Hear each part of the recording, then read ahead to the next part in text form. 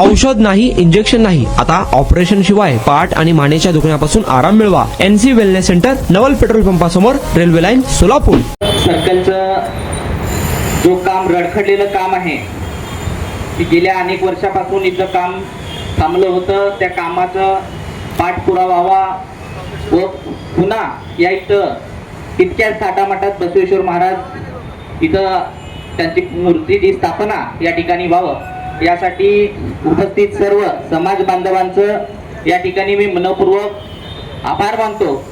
जेणेकरून समाज इतकं मोठा असताना आपण सर्वजण इथं या ठिकाणी उपस्थित राहिलात, त्याबद्दल मी खरंच तुमचं सर्वांचं अभिनंदन करतो.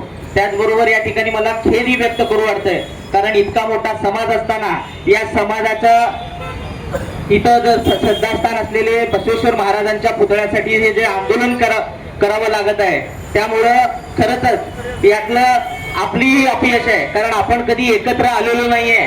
आज देर सी सही आता आलो आपण, ठीक आहे, पण आपण सर्वांनी एकत्रित येण्यास विलंब लावलो, त्याचमुळं हे सगळं उशीर झालेला आहे. त्यामुळं मी सर्वांना विनंती करतो, आपल्यातले सर्व मतभेद बाजूला ठेवून बसवेश्वर महाराजांच्यासाठी आणि बसवेश्वर महाराजांची विचारधारा फक्त जयंतीपुरतं शिल्लक न ठेवता ते बसवेश्वर महाराजांची विचारधारा कायम आपल्या मनात रुजावं, यासाठी आपण सर्वांनी प्रयत्न करावं. गेल्या अनेक वर्षापासून मला वाटतं 2011ला आमचे स्वर्गीय ओंकार पदमकोंडा यांनी या भागातून जात असताना त्यांनी या भागाची पाहणी केली आणि आमच्यासोबत त्यांनी चर्चा केलं, आणि 2011 पासून ते आजपर्यंत आम्ही अखंडित अविरत या भागाची स्वच्छता करत होतो आणि दर रविवारी बसवेश्वर सर्कलच्या माध्यमातून बसवेश्वर महाराजांच्या आठवा रोड पुतळ्याची पूजा करत होतो.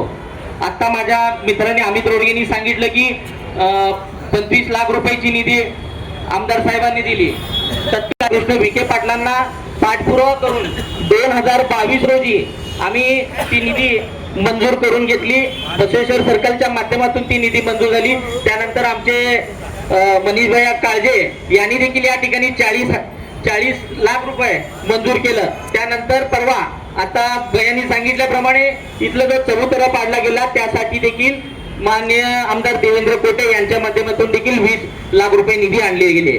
पण हा आंदोलन कोणाच्या व्यक्तीच्या विरोधात नाही आहे, कोणाच्या कुठल्या पक्षाच्या विरोधात नाही आहे, पण हा आंदोलन आहे इथला या प्रशासनाच्या झोपी गेलेल्या प्रशासनाच्या विरोधात आहे. तो प्रशासन जागा झाला पाहिजे. इतकी निधी आली तर ती कुठं गेली? अनेक लोक आम्हाला बसवेश्वर सर्कल मध्ये आम्ही काम करत असताना अनेक लोकांचा प्रश्न आम्हाला विचारला जातं की बाबा रे, एवढी निधी आणली ती गेली कुठं? पण निधी गेली कुठं नाहीये, ते निधीचं जे काम आहे ते काम काय कारण असतं या ठिकाणी राजकारण शिस्त आहे. कोणाला श्रेयवाद घ्यायचा असेल घेऊ दे, कोणाला त्यातला काय करायचं करू दे, पण इथं बसवेश्वर महाराजांचा पुतळा इथं या ठिकाणी तितक्या ताटामाटात उभं राहावं, असं सर्व बसवभक्तांचं या ठिकाणी म्हणणं आहे.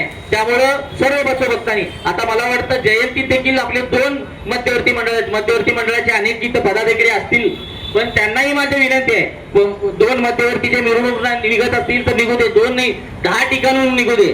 पण हे सर्व करत असताना समाज ज्यावेळेस आवाज देतो, त्या समाजाचं आपण एक देणं लागतं. त्या भावनेतून सर्वांनी समाजासाठी एकत्रित येऊन हा लढा दिला पाहिजे.